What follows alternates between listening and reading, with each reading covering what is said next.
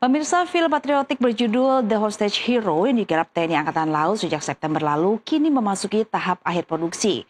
Film berdasar kisah nyata operasi pembebasan sandera di Selat Malaka tahun 2004 ini dijadwalkan tayang pada awal Januari 2026. Dan pemirsa, informasi ini menjadi akhir dari jumpa kita di NTV Tonight malam ini. Akhir kata, saya Gatika Muka pamit undur diri. Selamat beristirahat dan sampai jumpa.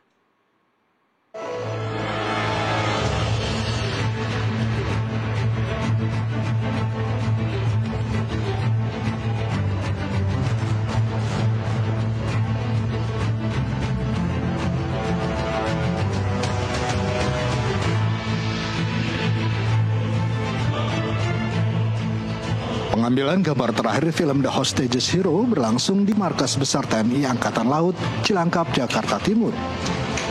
Dalam adegan penutup ini, sejumlah alutsista TNI AL terlibat, termasuk helikopter Bell 412HU-4205 yang digunakan dalam adegan penyelamatan.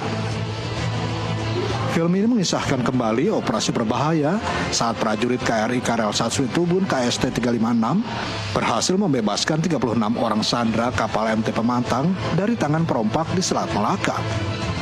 Kisahnya tak hanya menonjolkan tindakan militer, namun juga konflik batin seorang komandan dan prajuritnya untuk memilih antara tugas, tanggung jawab, dan cinta keluarga, sehingga mereka harus memilih.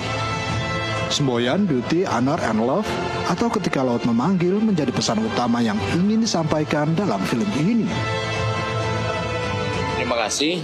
Angkatan Laut tentu saja di dalam upaya untuk mensukseskan pembuatan film ini dukungannya sepenuhnya.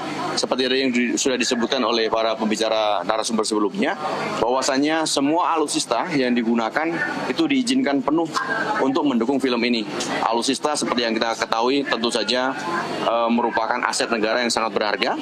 Kemudian yang kedua di situ juga mengandung unsur-unsur kerahasiaan. Namun tentu saja di dalam upaya untuk mensukseskan film ini sepenuhnya didukung karena untuk memberikan aspek realisme yang harus diangkat ke dalam layar lebar. Seperti kita lihat KRI, kapal perang ya, kemudian helikopter, alutsista yang lain semuanya mendukung sepenuhnya.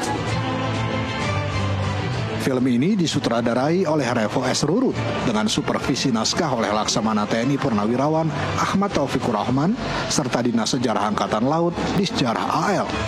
Sejumlah aktor tanah air seperti Yama Carlos, Rifki Balwel, Coki Sitohang, dan Asri Welas turut memeriahkan film ini.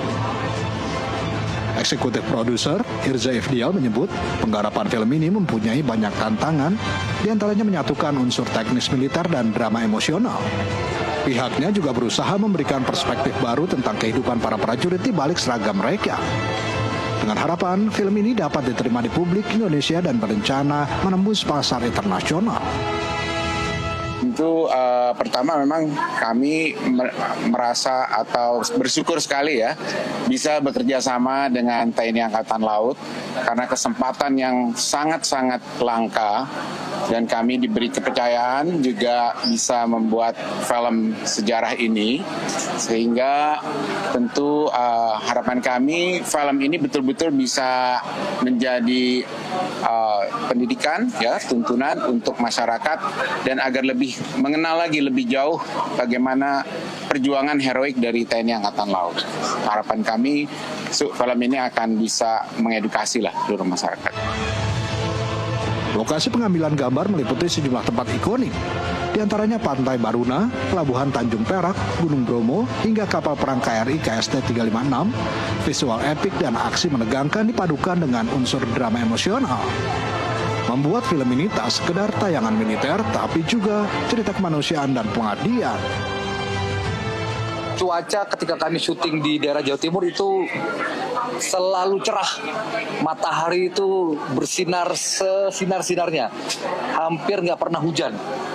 Paling cuaca dingin iya ketika lagi ada di Bromo. Terus kalau di Baruna itu panas terus, nggak pernah hujan.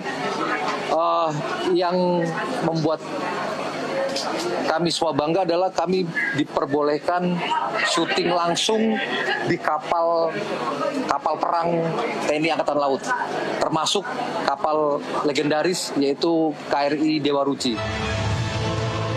Film The Hostages Hero tak hanya menghidupkan kembali momen sejarah operasi pembebasan sandera, tapi juga menginspirasi masyarakat tentang arti pengabdian dan cinta tanah air. Film ini dirancang tak hanya untuk menghibur, namun juga menumbuhkan rasa bangga terhadap prajurit yang selalu siaga di garis depan lautan Nusantara. Dari Jakarta, Muhammad Ridwan, Jurnalis MTV melaporkan.